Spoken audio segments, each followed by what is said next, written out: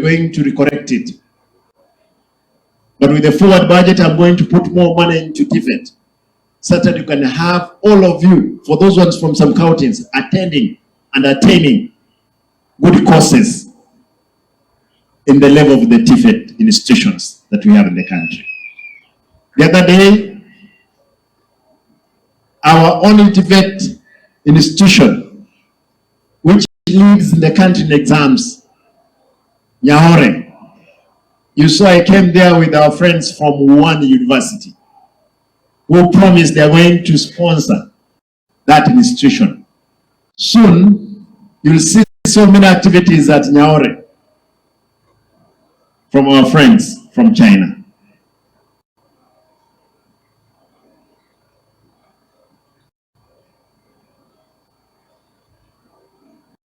You know, I've seen so many happenings around.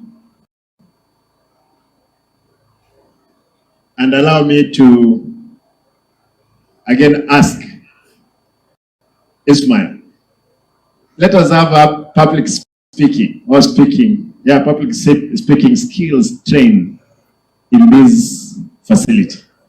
Hapa tuko na magavana wengi, hapa tuko na wabunge, hapa tuko na women rep wengi, hapa tuko na ICT expertise.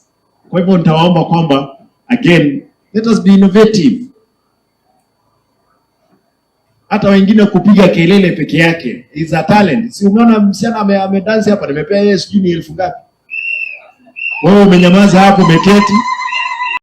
Unaona huyu mama na kelele yake, uko na pesa ngapi sasa nimepea wewe? Nimepea yeye 1000. Kuna mtu hapa hawezi pata hata 1000. Kuja nipea wengine. Mama.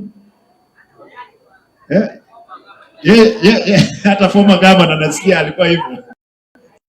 Nitaongea na wao tuone kama we can start it at the